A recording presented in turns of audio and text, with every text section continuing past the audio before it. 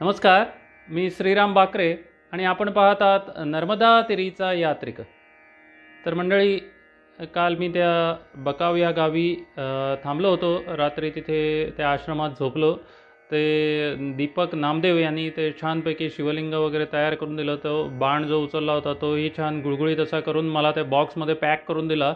आणि आता मी तिथून निघालो पण होतो त्या आश्रमातून. आणि सकाळी पहाटे पहाटे मी आता त्या राम मंदिराजवळ इंदोरला जाणाऱ्या बसची वाट बघत होतो.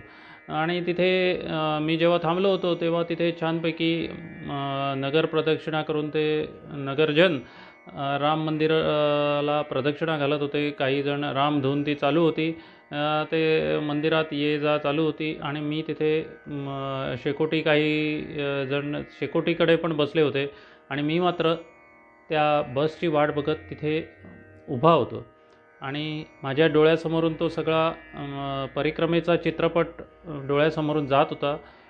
कोणी मला ते वेगवेगळी मैयाची रूपं दिसत होती.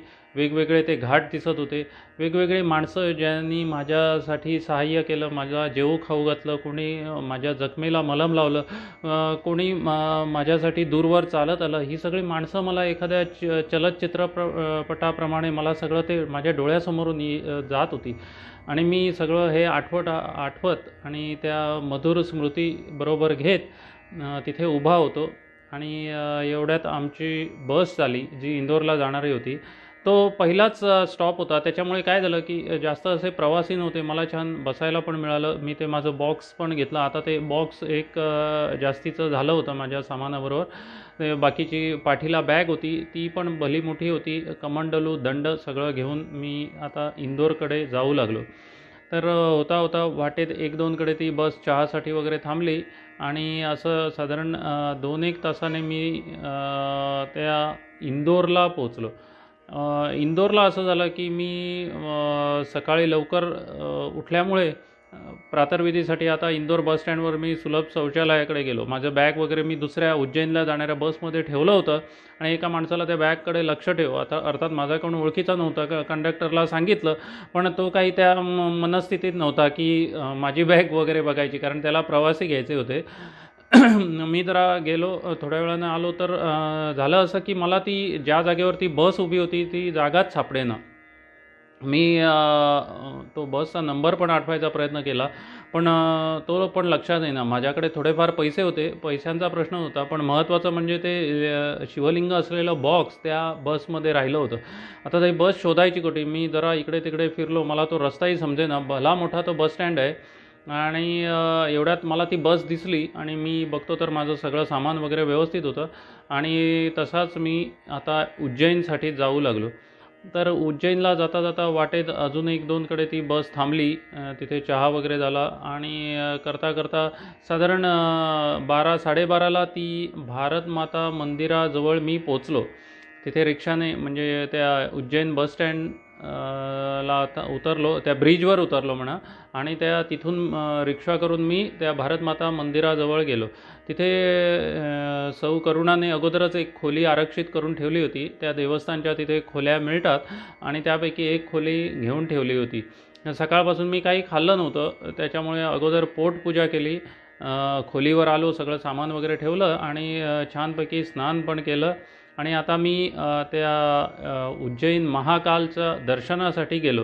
झालं असं की त्यावेळी मी दर्शनाला गेलो त्यावेळी फारशी गर्दी पण नव्हती आणि मला सहज सुलभ असं ते दर्शन पण झालं. फार बरं वाटलं, कारण एवढ्या एरवी तर कसं होतं की तिथे फार मोठ्या मोठ्या रांगा असतात आणि का कोण जाणे, त्या दिवशी पण रांग नव्हती, जास्त लोक पण नव्हते आणि मला ते सहजपणे असं दर्शन झालं. परत एकदा संध्याकाळी गेलो तेव्हा ते आरतीसाठी पण मी गेलो, तेव्हाही जास्त लोक नव्हते आणि मला गाभाऱ्यात जाऊन ते दर्शन वगैरे व्यवस्थित घेता आलं. तिथून मी बाहेर आलो. परत थोडी विश्रांती वगैरे घेऊन परत आता संध्याकाळ होत आली होती.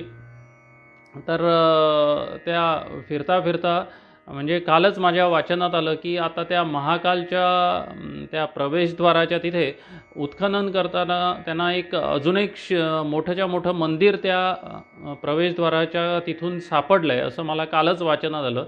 म्हणजे त्या पुरातत्व खात्याने म्हटलं आहे की अजून एक इथे मंदिर असू शकतं ह्या मंदिराच्या खाली. तर जे काय असेल ते, पण ही एक छोटीशी बातमी काल माझ्या वाचनात आली.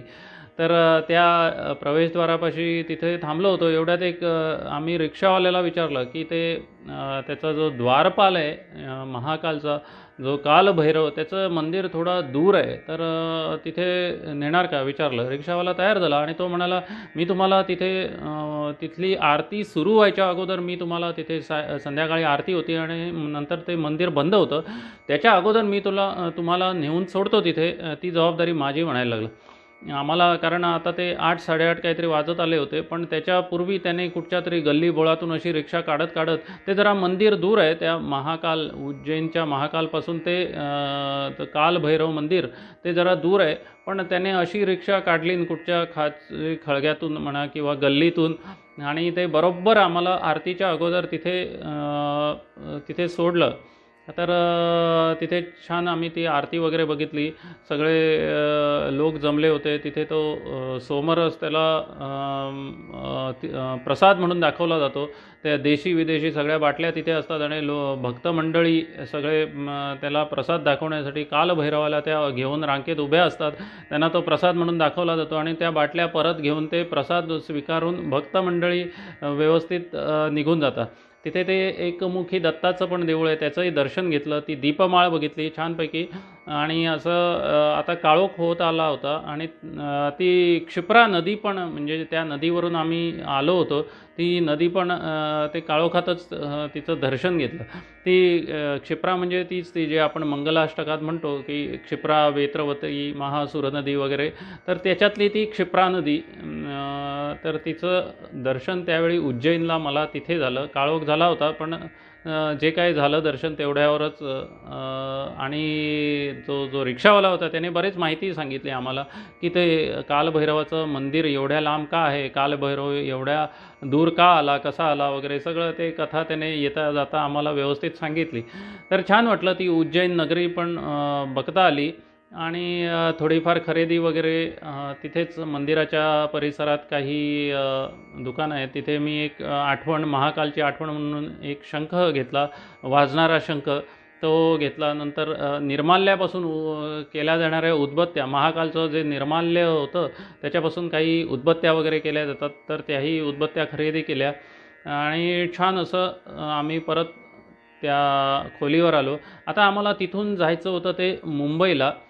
तर मुंबईला जाणारी आमची गाडी, मी काही रिझर्वेशन वगैरे केलं नव्हतं, पण ती त्याच दिवशी आम्हाला ते तिकीट्स मिळालं आणि त्या दिवशी ती रात्री होती. साधारण 2 वाजता काहीतरी ती रात्री ती मुंबईला बांद्र्याला जाणारी गाडी आम्हाला मिळाली.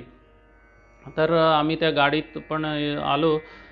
तिथे पण सीट वगैरे व्यवस्थित मिळालं आणि आम्ही दुसऱ्या दिवशी संध्याकाळी बांद्रा स्टेशनवर पोचलो मुंबईला. तर झालं असं, ते बांद्रा स्टेशनच्या बाहेर आम्ही आलो आणि आता आम्ही रिक्षाची वगैरे वाट बघत होतो. तर तिथे बाजूलाच एक पोलीस चौकी होती, तर त्यांनी लगेच मला बसायला वगैरे तिथे जागा दिली. महाराज बैठो बैठो म्हणून. पहिल्यांदा त्यांना म्हटलं मी कोणतरी कुठून आलो आहे वगैरे चौकशी केली. मग त्यांना समजलं की मी इथेच परिक्रमा वगैरे करून आलो आहे. तर त्यांनी लगेच माझी सगळी तिथे बसायची वगैरे व्यवस्था केली. ती टॅक्सी वगैरे बोलवली. तो बराच वेळ येईना. मग त्या टॅक्सीवाल्याला समजेना की आम्ही कुठे आहोत उभे ते.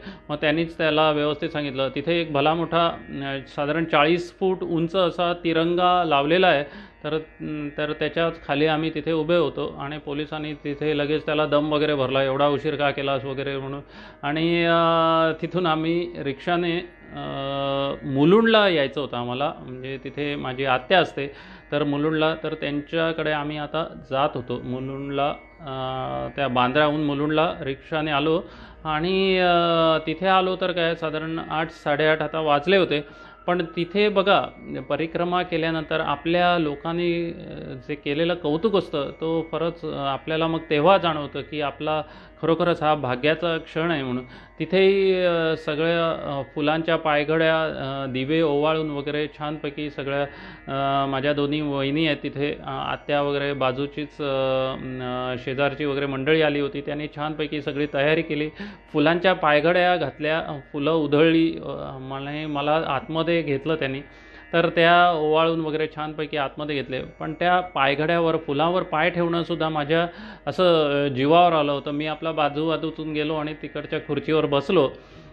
तर मग सगळे छानपैकी गप्पा मारायला जमले. प्रत्येकाला अशी उत्सुकता होती की ही परिक्रमा म्हणजे काय असते, कशी काय खडतर प्रवास होतो, कसं सगळं साध्य झालं वगैरे, तिथले अनुभव काय, असं सगळ्यांना उत्सुकता होती. गप्पा छान मारता मारता आणि जेवण वगैरे होईस्तोवर झोपायला जाईपर्यंत रात्रीचे 12 वाजले आणि मी तिथे झोपी गेलो. आणि सकाळी क्षणभर 5:30ला मला जाग आली, कारण सवयीप्रमाणे 5:30ला जाग आली. मग क्षणभर मला समजेत ना की मी कुठे आहे ते, कारण दररोज उठून चालायची सवय असते. तसंच आता मला समजे ना मी नेमकं आहे कुठे. मग माझ्या लक्षात आलं की मी मुलुंडला आहे आत्याकडे म्हणून. आणि नंतर सकाळी उठून नाश्ता वगैरे करून सरळ सलूनमध्ये गेलो खाली असलेल्या. तर ते सलूनही म्हणजे मी अगोदर तिथे राहायला होतो मुलुंडला, तर मला ते माझ्या सवयीचं जे सलून होतं ते काही सापडेना. मग मी शोधून त्याच्या बाजूच्या सलूनमध्ये गेलो. तर तिथेही लगेच आओ आओ महाराज बैठो म्हणून त्यांनी लगेच तिथे खुर्ची वगैरे रिकामी करून दिली. ते एक छोटंसंच सलून होतं. मग त्यांनाही वाटलं मी कोणीतरी महाराज वगैरे आहे, कारण माझा वेश तसाच होता, त्या परिक्रमेत असतो तसा.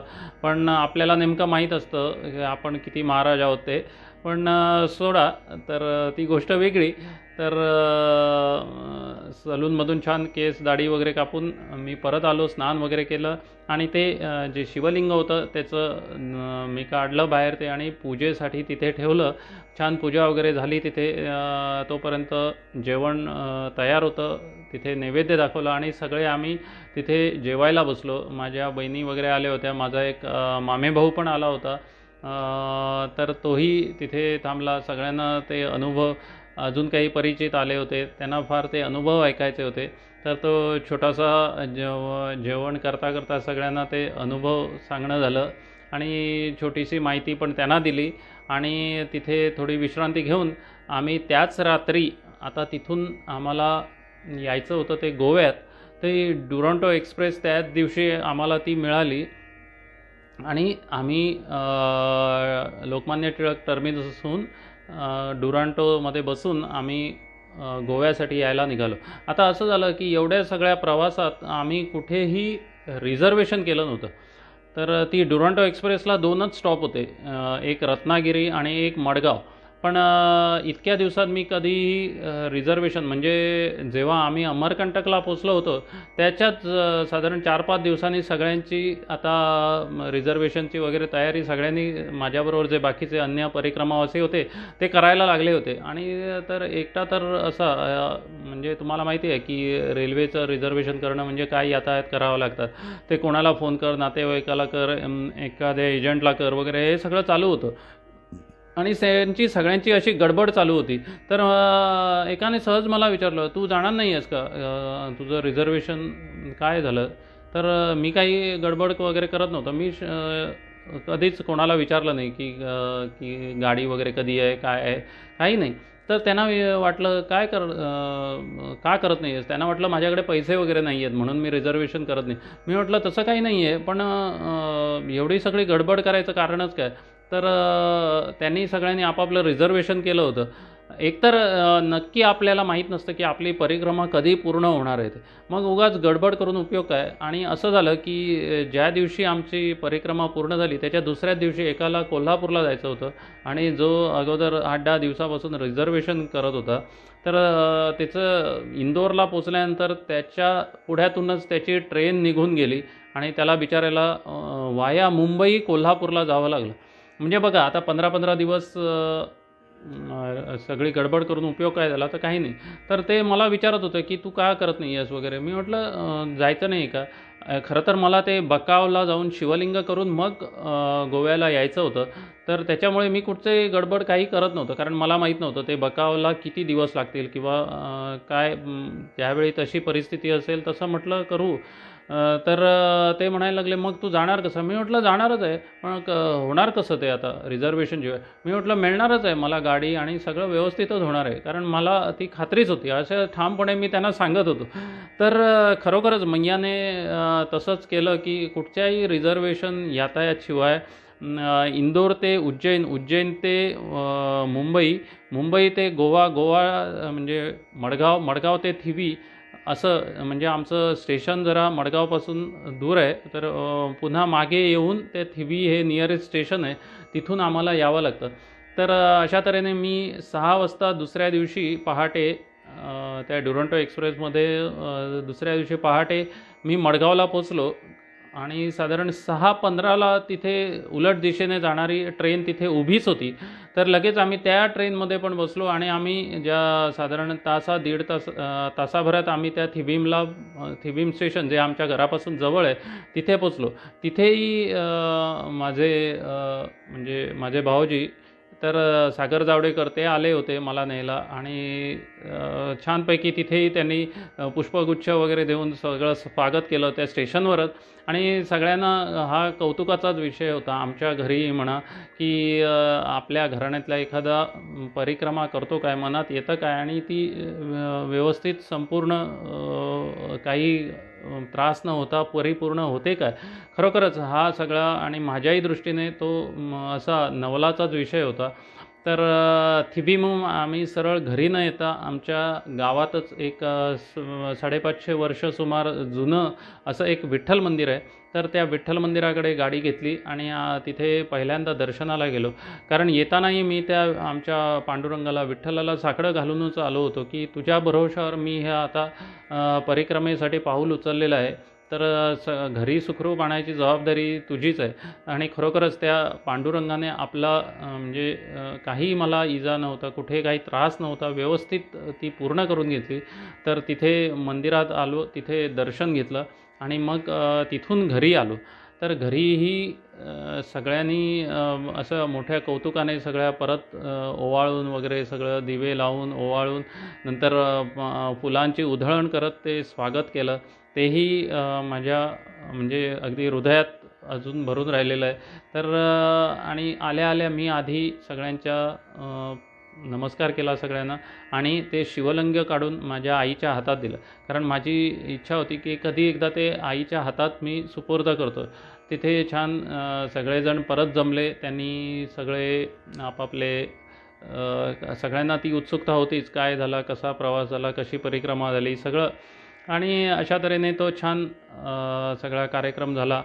तर त्याच्यानंतर थोड्याच दिवसांनी रथसप्तमीच्या दिवशी म्हणजे परिक्रमा पूर्ण झाल्यानंतर ते कन्याभोजन करायचं असतं. तर त्याचंही आम्ही ते रथसप्तमी दिवशी म्हणजे नर्मदा मैयाची जयंती असं रथसप्तमीला म्हटलं जातं. तर त्या दिवशी रथसप्तमीला आम्ही ते कन्याभोजनाचा सकाळी कार्यक्रम केला आणि त्याच दिवशी संध्याकाळी आमची एक बिल्वदल म्हणून संस्था आहे.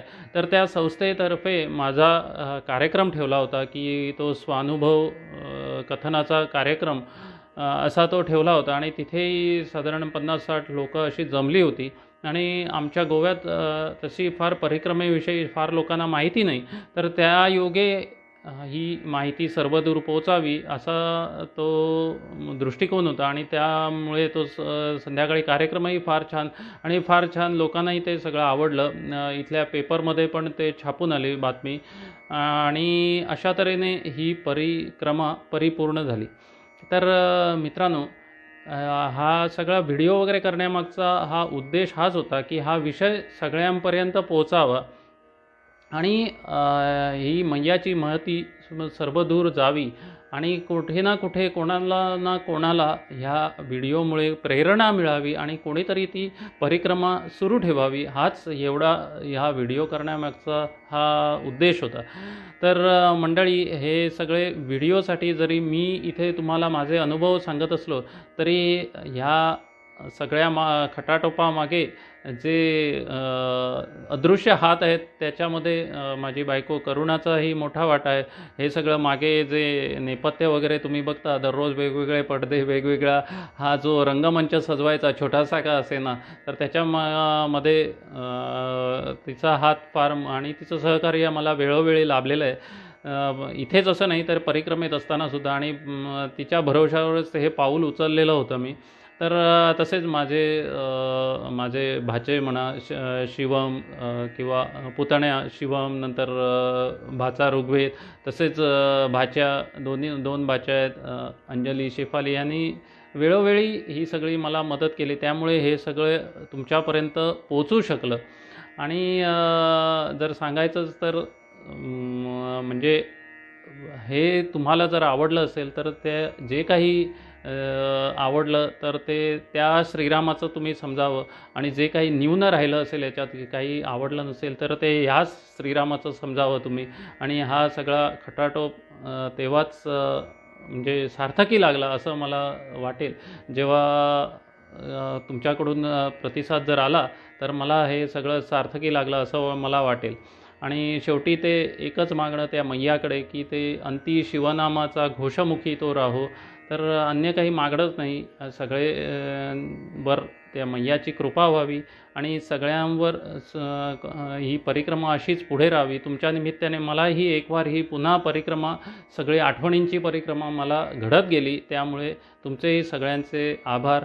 आणि असा हा कार्यक्रम सगळा जो संपन्न झाला तो तुमच्यामुळे, तुमच्या सहकार्यामुळे, बाकीच्यांच्या सहकार्यामुळे, आणि हे जे काही छोटे छोटे भाग तयार केले व्हिडिओचे, तर त्यासाठी सगळ्यांचं हे सहकार्य लाभलेलं आहे. तर त्यासाठी सर्वांचे आभार. आणि आता मी माझ्या ह्या वाणीला विराम देतो आणि तुम्ही बघत राहा नर्मदा तिरीचा यात्रिका. तोपर्यंत आता सर्वांनाच शेवटी नर्मदे हर, नर्मदे हर, नर्मदे हर.